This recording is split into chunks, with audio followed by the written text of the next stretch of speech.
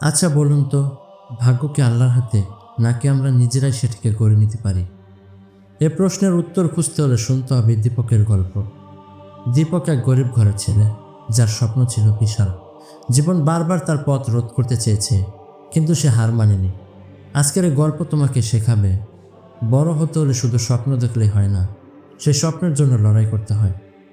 দীপক জন্মেছিল এক দরিদ্র পরিবারে। ছোট্ট একটা মাটির ঘর, যার ছাদ দিয়ে বৃষ্টির দিনে পানি পড়ত। মা ছিলেন অসুস্থ, বাবা দিনমজুর। তাদের সংসার চালাতে হিমশিম খেতে হতো। কিন্তু দীপকের স্বপ্ন ছিল আলাদা।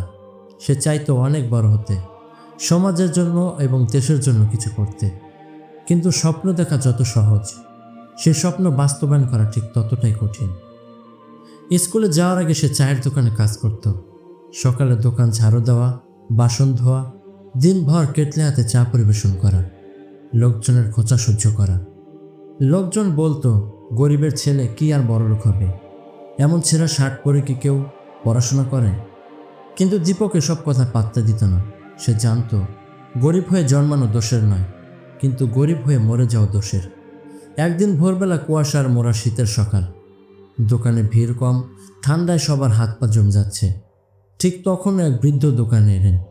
গায়ে ছেঁড়া শাল, ভাঙা চপ্পল, হাত পা কাঁপছে। গলায় কম্পন নিয়ে বললেন, বাবা, এক কাপ চা দিবি? দোকানের মালিক বৃদ্ধকে দেখে মুখ বাঁকালো। টাকা দিলে চা পাবেন, নইলে এখান থেকে চলে যান। বৃদ্ধ পকেটে হাত দিলেন, কয়েকটা কয়েন বের হলো, কিন্তু তা চায়ের দাম মেটানোর জন্য যথেষ্ট ছিল না। দীপক এক কোণে দাঁড়িয়ে সব কিছু দেখছিল। তার নিজের পকেটে ছিল মাত্র 5 টাকা, যা দিয়ে সে স্কুলের খাতা কিনতে চেয়েছিল। কিন্তু সেদিন সে এক মুহূর্ত দেরি না করে সেই টাকা বৃদ্ধের হাতে দিল আর বলল, বাবা, এটা রাখুন। ক্ষুধার বদলে অন্তত এক কাপ চাই খান। বৃদ্ধ দীপকের দিকে তাকিয়ে রইলেন। চোখের কোণায় জল জমে উঠল। কিছু না বলে তিনি চা খেয়ে চলে গেলেন। দীপক ভুলে গিয়েছিল সেই ব্যাপারটা, কিন্তু ভাগ্য কখনোই এসব ছোট ছোট কাজকে ভুলে যায় না। 3 দিন পর একই বৃদ্ধ আবার দোকানে এলেন, কিন্তু এবার তার সাথে ছিল চকচকে বিলাসবহুল গাড়ি, ছুটবুট পরা কিছু লোক তার সঙ্গে। এটা দেখে দোকানের মালিক হতভম্ব হয়ে গেলেন। বৃদ্ধ দীপককে কাছে ডাকলেন, বললেন, বাবা, যেদিন তুমি আমাকে চা দিয়েছিলে সেই দিন তুমি শুধু একজন বৃদ্ধকে সাহায্য করোনি, তুমি তোমার ভাগ্যকে সাহায্য করেছিলে। দীপক কিছুই বুঝতে পারছিল না। বৃদ্ধ মুচকি হেসে বললেন, আমি রাজবীর সিং, এই শহরের সবচেয়ে বড় ব্যবসায়ী। আমি গরিবদের সাহায্য করি, কিন্তু পরিচয় লোকে সততা পরীক্ষা করি। তুমি প্রথম মানুষ যে কোনো স্বার্থ ছাড়া আমাকে সাহায্য করেছিলে।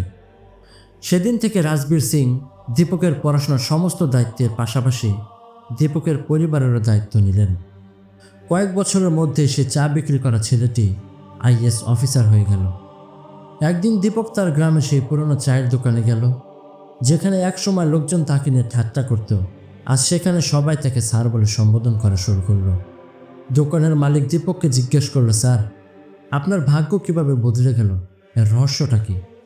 দীপক হেসে বলল, ভাগ্য কেউ লিখে দেয় না, ভাগ্য গড়ে ওঠে নিজের পরিশ্রমে আর নিজের সৎকর্মের কারণে। বন্ধুরা, জীবনে যদি বড় কিছু করতে চাও তাহলে ভাগ্যের দোহাই দিও না, নিজের ভাগ্য নিজেই তৈরি করো। ভালো কাজ করো, কারণ সৃষ্টিকর্তা কখনো সেটাকে বৃথা যেতে দেন না। পরিশ্রম করো, কারণ ভাগ্য শুধু তাদের পক্ষে থাকে যারা লড়াই করে নিজের ভাগ্য বদলানোর জন্য। দোস্ত, এই গল্প যদি তোমার হৃদয় স্পর্শ করে তাহলে লাইক করো, শেয়ার করো। হয়তো এই গল্পটি কাউকে বদলে দিতে পারে। এবং এরকম আরও মোটিভেশনাল গল্প শুনতে চ্যানেলটি অবশ্যই সাবস্ক্রাইব করো। ধন্যবাদ।